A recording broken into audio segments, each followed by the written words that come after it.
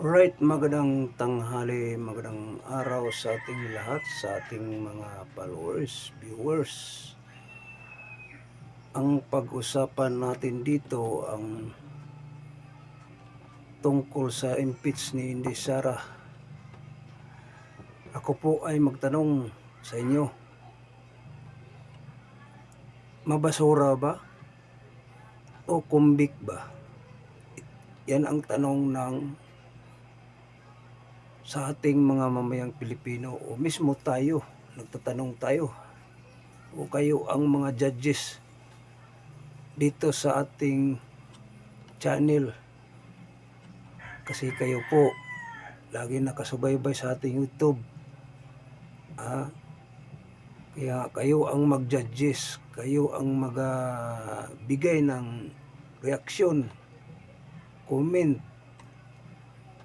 Kasi kaming mga vloggers, hanggang magsalita lang kami dito sa social media. Kung mauyon ba kayo o ma-justify ba kayo sa ating mga sinasabi dito, o nabubusog ba kayo sa ating mga ibibigay nating mga kwento dito sa social media nga bilang tayo po ay isang vlogger, para lang makakarating sa bawat isang mamayang Pilipino ang ating mga tungkol sa kaganapan. Kasi kung wala ang social media, hindi natin malalaman kung ano ang nangyari sa ating bayan. So hindi pa tayo mag-proceed. Hingiin ko sa inyo, ang bawat isang puso nyo ay mag-subscribe na kayo dito sa ating bagong channel. So mga kababayan, sa ating mga followers sa TikTok, dito na kayo, Pero hindi na ako nakapag-live sa TikTok. So shout out pala kay Duterte family, shout out kay Sara Duterte family.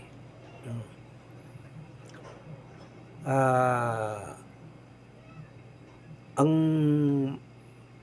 abogado ni Koopman wala na,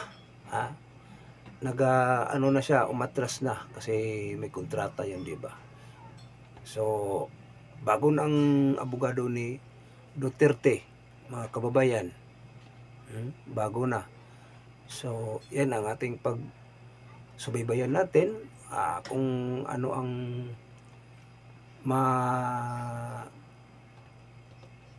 dito sa mga may kalayaan ba si Duterte o tuluyan ba? Kasi ang inano dito dati ni Koopman ay magbigay ng temporary release ang ICC. Nag-apply sila ng temporary release. Hindi na approve. So ito namang bagong abogado ni Duterte ay ganun naman. Malalaman natin to kung ano sa pagdinig sa hustisya ni Duterte doon sa sa ICC, mga kababayan. Sana itong mga supporter ni Duterte dyan sa daig, shout out sa inyo. Hingiin ko sa inyo ang magandang kalooban, itong channel natin. Suportahan ninyo. Suportahan ninyong channel natin kasi di pa kilala ito. Bago pa lang ito, mga kababayan. Mga DDS vlogger, suportahan itong channel natin, channel ko. Hingin kong nandiyan, alam ko naman nga nandiyan kayo sa magaan nga kalooban sa inyo. Hingiin ko sa inyo nga suportahan ninyo itong channel ko. Sa mga hindi DDS, mga supporter ko sa channel ko. Huwag kayong bibitiw, dito lang tayo, no, sa ating channel. So, shout out, magandang araw, magandang tanghali. So, proceed na tayo mga kababayan. Ano pa bang inantay natin? Let's go. Isang tanong ko, mga kababayan, convict ba si Sara o basura ba? Opinion nyo ang antayin ko. Ang opinion ko, sagutin nyo, basura yan. Kasi atat sila nga si Sara nga hindi makatakbo sa pagka-presidente sa 2028 dahil sila, kung makatakbo si Sara sa 2028 ay isa silang, saan sila pulutin? Kasama rin sa basura. Ha? Mabuti kung basura lang, kung hindi sila kaliwa kanan ang kaso. So, opinion ko lang ito mga kababayan. Hindi ko alam kung anong opinion nyo. So, kayo ang maghusga. Sa opinion ko, ulitin ko, basura ang impeach ni Inday Sara. Pang ilan na yan? Pang-apat. Ngayon, pang-apat na. Sila naghahanap naman kung anong mapag-isipan nila, silang utak, silang ulo, dahil hindi naman sila titigil hanggat di mawala si Sara. Pero hanggat nandyan si Sara, sa opinion ko lang mga kababayan, aabot ng 2028. Pagdating sa 2028, tatakbo si Sara ng presidente, manalo man sa hindi, pero sa palagay ko, opinion ko lang, manalo si Sara Duterte sa pagka-presidente. Kaliwa kanan ang aabutin nyo, mga Marcos, ha? Marcos admin, ito si Auntie Claire, ganun din, lahat ng mga Sanay Marcos. Mayroon kayong pananagutan sa batas, mayroon kayong pananagutan sa ating konstitusyon, saan, bakit ang pag hindi ninyo pagkilala ng konstitusyon natin, hindi ninyo pagkilala sa ating soberanya, dapat hindi kayo nagpapasakop sa bansa na tong Pilipinas. Kasi di man kayo nakilala sa ating soberanya, di ninyo kinikilala ang ating institusyon, konstitusyon, dapat hindi ninyo pahuli hindi ninyo kidnapin si Duterte sa papunta sa daig. Kinidnap nyo di ba? Isang labag kayo sa ating batas.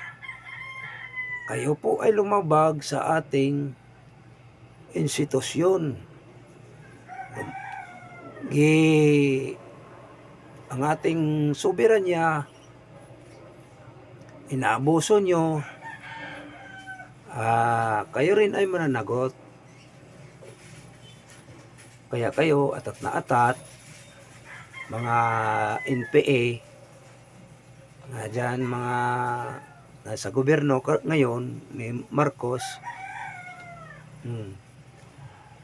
kaliwa kanan ang abutin nyo. Magdasal lang kayo nga hindi manalo si Sara Duterte sa pagka 2028, pagka presidente. O ma-impeach, magdasal lang kayo mga kababayan. Dahil kapag si Inday Sara hindi ma-impeach, bagsak kayo.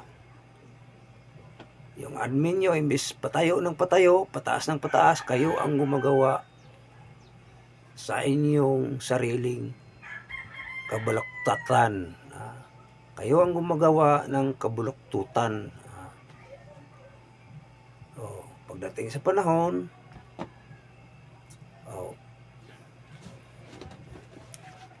kasi di man ninyo kinikilala ang ating soberanya, inaaboso nyo,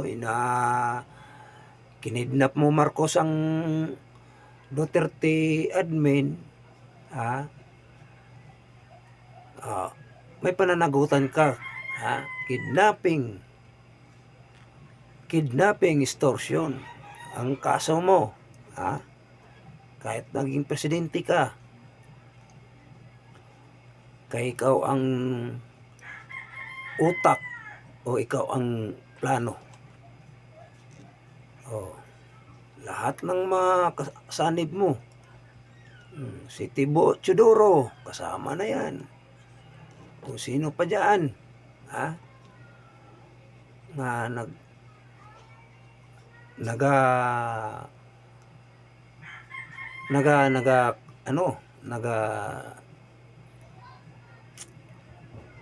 naabuso sa ating soberanya. Akala nyo hindi gumagana ang ating soberanya, pero nagkamali kayo. Pagdating sa panahon, lahat kayo dyan, lalo na sa KOGC, diba? Pag nanakaw ninyo sa pera nga hindi sa inyo, Marcos, ito pang CIDG, NBI, ubod ng kasinungalingan. Pero hindi na namin ipagtaka kasi nakatanggap ka ng pera galing sa nakaw. Hindi lang baka 3 folder lang siguro, o kalating milyon o 3 folder ang inalok ni Marcos sa'yo. Kaya ganun ka na ngayon, matibag kasi ningalingan na wala daw ang NBI. Pero bakit may nahuling NBI? Anong sabi mo? Volunteer lang. Mayroon bang ganon, volunteer? Nanganganib na ang buhay tapos gawin mong volunteer? Huling-huli kayo lahat. Matibag, ikaw may alam mo ang batas, binabaluktot mong batas. Marcos, Duterte, si Duterte, mayroon tayong institusyon, may saligang batas tayo. So, parusahan natin ang mga Marcos. O yun ba kayo? Mga mamayang Pilipino. Ako magsalita, ako gusto ko, ako mismo, opinion ko gusto ko nga managot silang lahat. Mga sanib persa ni Marcos, o mismo si Marcos. Para sa ganon, sila ay makilala nila ang ating soberanya. Di man nila kinilala ang ating soberanya. Di nila kinilala ang ating institusyon.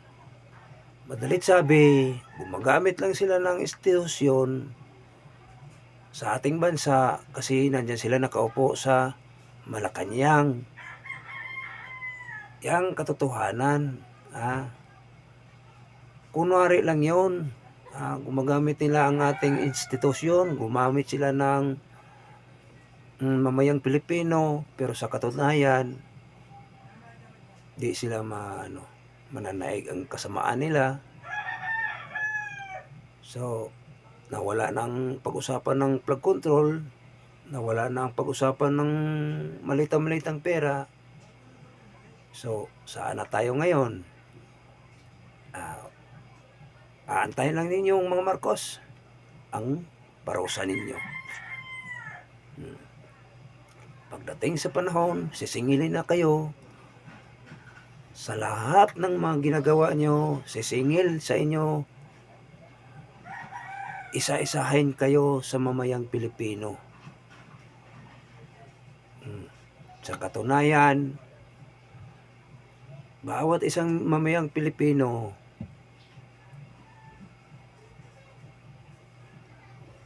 manda kayo, sisingil na sa inyo.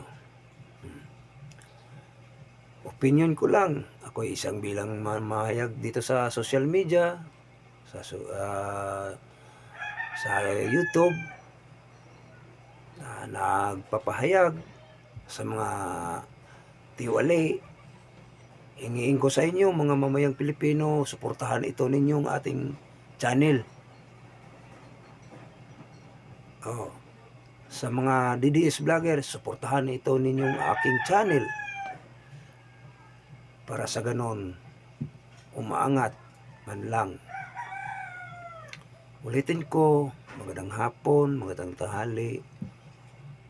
Shout out sa inyong lahat. Tayong lahat maniningil kang Marcos. Una kong tanggalin kay Marcos, yung tainga. Lagyan ko ng asin. Hinahamon ko yan. Lagyan ko ng asin ng tainga mo pagdating sa panahon na si Inday Sara ang maging presidente. Ito si Matibag, ubod ng kasinungalingan. O anong nangyari sa'yo? Bulaga kayo sa mga gawa nyo. Akala ninyo mahuhuli si Bato. Si Bato ay isang militar sa bundok, lumalaban sa mga tiwali, pero di ninyo kinakaya. Kaya mas kayo pa ay isang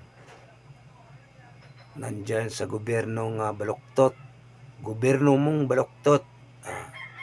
Matibag, wala kang hiya. Ang kapal mong mukha. Talagang makapal ang mukha mo, Matibag. Bakit nasabi ko niyan? Ubod ka kasinungalingan. Ubod mong kasinungalingan.